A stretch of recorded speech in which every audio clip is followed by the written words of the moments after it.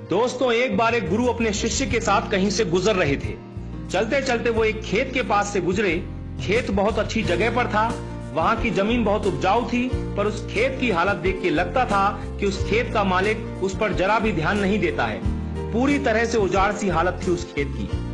खैर, दोनों को बहुत प्यास लगी थी, तो वो खेत के बीच में बने एक टूटे फूटे घर के सामने पहुंचे। दरवाजा खटखटाया। अंदर से एक आदमी निकला। उसके साथ उसकी पत्नी और 3 बच्चे भी थे। सभी फटे पुराने कपड़े पहने हुए थे। गुरु ने पानी मांगा। उस आदमी ने उनको पानी पिलाया। फिर गुरु ने उससे पूछा कि भाई साहब, आपके पास इतना बड़ा खेत है, ना वहां पर कोई फसल है, ना फलों के कोई पेड़ हैं, आखिर आप अपना गुजारा करते कैसे हैं? आदमी ने जवाब दिया, जी हमारे पास एक भैंस है, वो काफी दूध देती है, उसको बेच के कुछ पैसे मिल जाते हैं और बचे दूध का सेवन करके हमारा गुजारा चल जाता है। चूंकि शाम काफी हो गई थी, तो गुरु और शिष्य ने रात को वहीं रुकने का तय कर लिया।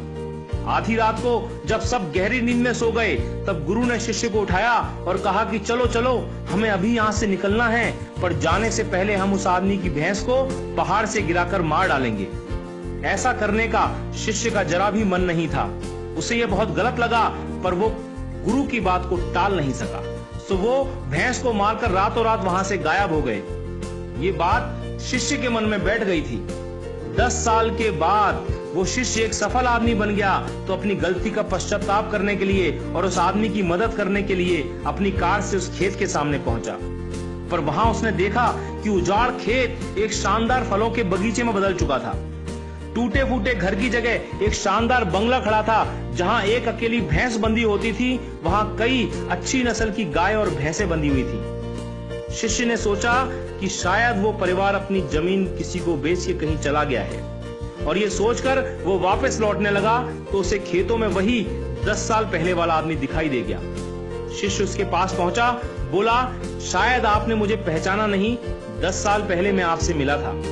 फिर वो आदमी बोला, नहीं नहीं, ऐसा नहीं है, मुझे याद है, आप और आपके गुरु आए थे। उस रात को तो मैं कभी भूल ही नहीं सकता। आप लोग बिना बताए चले गए, पर उस दिन न जाने कैसे हमारी भैंस पहाड़ से नीचे गिर के मर गई।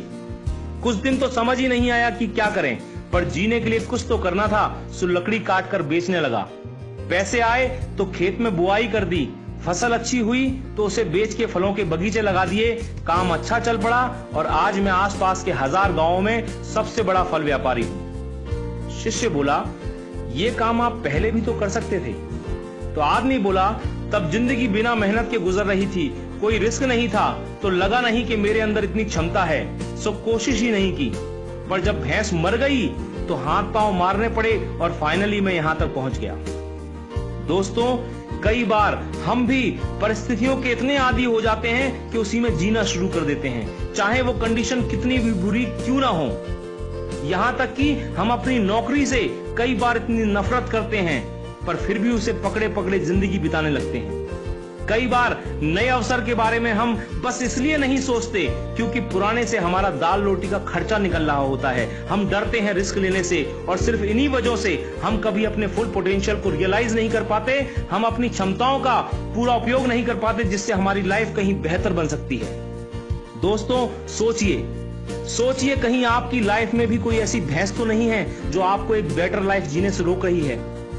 आपने कहीं उस भैंस को बांध के तो नहीं रखा है, और यदि लगे कि ऐसा है तो आगे बढ़िए, हिम्मत करिए और काट के फेंक दीजिए उस रस्सी को जो आपको बांध के रखी हुई है। दोस्तों, आपके पास खोने के लिए सिर्फ वो एक भैंस है, यानी जरा सी चीज, पर पाने के लिए आपके पास सारा जहान है। स्काई